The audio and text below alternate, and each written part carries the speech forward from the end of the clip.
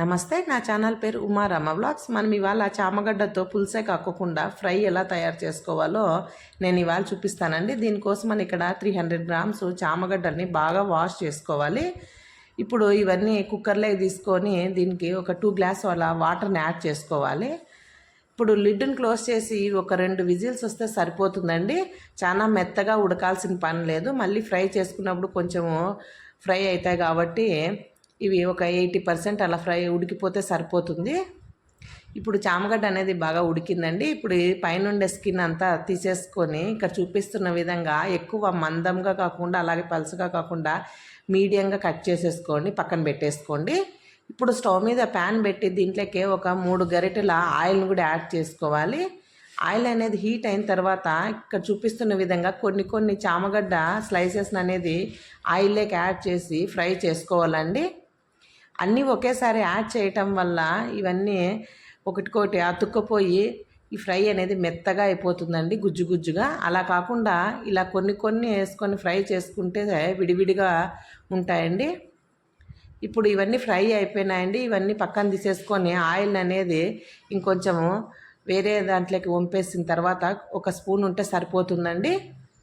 ఇప్పుడు ఆయిల్ అనేది హీట్ అయిన తర్వాత దీంట్లోకి 1 స్పూన్ ఆవాలు, అలాగే 1 స్పూను జీలకర్ర, ఒక 2 ఎండుమిరపకాయలను కూడా యాడ్ చేసేసుకోవాలి. అలాగే ఒక రెమ్మ కరివేపాకును కూడా యాడ్ చేసుకొని ఇది ఒక 2 మినిట్స్ అలా ఫ్రై అవ్వాలండి.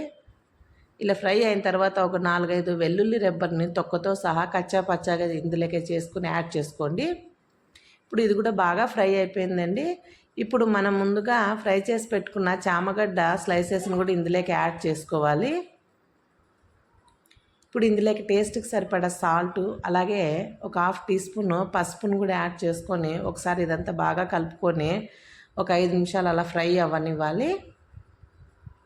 ఈ చామగడ్డ ఫ్రై అనేది సాంబార్లోకి, అలాగే రసము, పప్పుచారులోకి కానీ సైడ్ డిష్గా చాలా బాగుంటుందండి. ఒకసారి మీరు కూడా ట్రై చేసి చూడండి, ఎలా ఉంటుందో కామెంట్ సెక్షన్లో తెలియజేయండి. అలాగే కారం అనేది ఇక్కడ 1/2 టీ స్పూన్ తీసుకుంటున్నానండి. మీరు కొంచెం ఎక్కువ తినే వాళ్ళైతే ఇంకొంచెం ఎక్కువ యాడ్ చేసుకోండి. అలాగే ఒక 1/2 టీ స్పూన్ ధనియాల పొడిని కూడా యాడ్ చేసుకొని ఇదంతా బాగా కలుపుకోవాలండి. ఈ ముక్కలకి అనేది ఈ కారం బాగా పట్టేటట్లు. ఇది కూడా ఒక 5 నిమిషాలు ఉంటే సరిపోతుందండి, బాగా ఫ్రై అయిపోతుంది. ఇలా ఫ్రై అయిన దాన్ని ఒక సర్వింగ్ బౌల్లోకి తీసుకుంటే సరిపోతుందండి. అంతేనండి. ఇలాంటి మరిన్ని రెసిపీస్ కోసము మన ఛానల్లో కమెంట్ చేయండి, అలాగే మన ఛానల్కి లైక్ చేయండి, షేర్ చేయండి, సబ్స్క్రైబ్ చేయండి. చాలామంది వీడియోస్ చూస్తున్నారు కానీ మన ఛానల్కి సబ్స్క్రైబ్ చేయండి.